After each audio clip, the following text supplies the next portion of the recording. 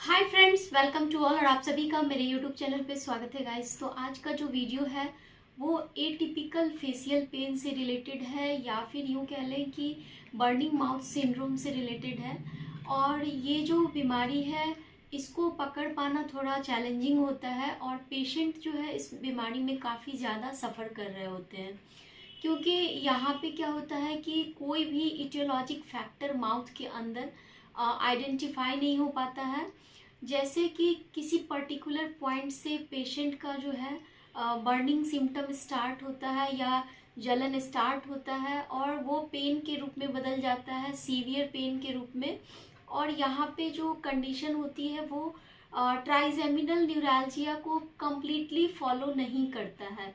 यानी कि जो ट्रिगर पॉइंट ट्राइजेमिनल न्यूरैल्जिया में होते हैं, जैसे कि आपका वर्मिलियन बॉर्डर ऑफ लिप, या फिर आपका फेशियल पेन पॉइंट होता है उसमें, या फिर ठंडे हवा के झोंकों से आपको पेन एग्रेवेट हो सकता है, माउथ को आपको रिंस करने से या फेस वॉश करने से या सेविंग करने से। ये सारे फीचर, ऐसा फीचर सारा जो ट्राइजेमिनल न्यूरैल्जिया में पिकुलियर फीचर होता है, इस तरह का फीचर आपको एटिपिकल फेशियल पेन में नहीं मिलता है।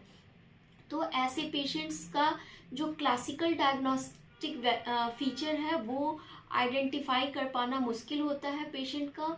तो यहाँ पे आप कहेंगे कि पेशेंट के अंदर ये बर्निंग सेंसेशन क्यों हो रहा है। तो जो बर्निंग सेंसेशन का एक पॉइंट होता है किसी पेशेंट में, ये एल्वियोलस के पास होता है। एल्वियोलस यानी जो आपके जॉ बोन है, और जहाँ पे मसूड़े की कवरिंग होती है, जिंजाइवल कवरिंग होती है दांत के जस्ट नीचे, जो आपके म्यूकोबक्कल फोल्ड को और आपके जिंजाइवल मार्जिन के बीच के जो मसूड़े के पार्ट है, जैसा आप फोटो में भी देख रहे हैं, उस पॉइंट को हम लोग एल्वियोलस कहते हैं। और मोस्टली जो है या तो अपर जॉ के पोस्टीरियर रीजन में, या लोअर जॉ के फ्रंट या पोस्टीरियर रीजन में ये स्टार्ट हो सकता है। और यहाँ पे जब ये स्टार्ट होता है तो पेशेंट को वो रीजन काफ़ी गर्म महसूस होता है, यानी वहाँ पे हॉटनेस, गर्म वहाँ पे आपको महसूस होगा।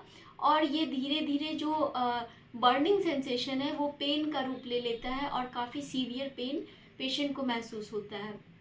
तो ऐसे कंडीशन में क्या है कि कोई एक ड्रग रेजिम इसमें नहीं चलाया जा सकता है, या फिर आप यूँ कह लें कि जो आपका ड्रग ऑफ चॉइस है जो कि ट्राइजेमिनल न्यूरैल्जिया में चलते हैं, जैसे कि कार्बामेज़ेपिन या कोई भी एंटी कन्वल्सेंट ड्रग।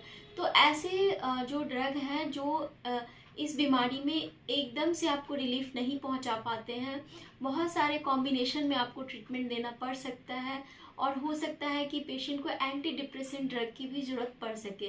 तो ऐसे कंडीशन में पेशेंट काफ़ी डिप्रेस होते हैं, क्योंकि जो उनका मूवमेंट है एक डॉक्टर से अनदर डॉक्टर के पास, वो मूव करते हैं और उन्हें रिलीफ नहीं मिलता है।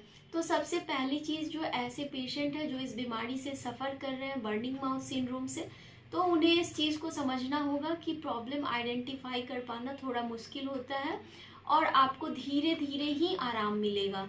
कोई एक ड्रग रेजिम इसके लिए सुटेबल नहीं होता है, कॉम्बिनेशन में ट्रीटमेंट होता है, और पेशेंट के सिचुएशन को देख के पेशेंट को ट्रीट किया जाता है।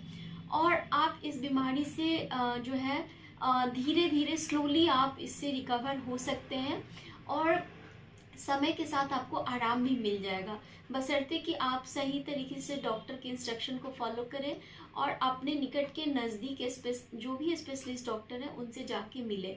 इसके अलावा आप डाइट को भी थोड़ा सा अच्छा करें, क्योंकि कई बार होता है कि न्यूट्रिशन के कमी के कारण भी प्रॉब्लम जो है बर्निंग माउथ सिंड्रोम होता है, या फिर माउथ में ड्राइनेस बनी होती है उसके कारण से भी होता है। तो आप अपने फ्रूट्स के इंटेक को बढ़ाएं या जूस के इंटेक को बढ़ाएं, तो ड्राइनेस को थोड़ा सा आपको रिकवर करना है। छोटे छोटे स्लाइसेस जो होते हैं आप लेमन के जो है दिन भर में ले सकते हैं एक आध बार, और उससे क्या होगा, सेलाइवेशन प्रमोट होगा, और सेलाइवेशन होने से आपकी जो ड्राइनेस की समस्या है वो खत्म होगी। तो जैसा कि मैंने कहा कि यहाँ पे कोई एक ड्रग रेजिम नहीं होता है, तो आपको भी इस चीज़ को समझना होगा कि बार बार आपको फॉलोअप में रहना पड़ सकता है।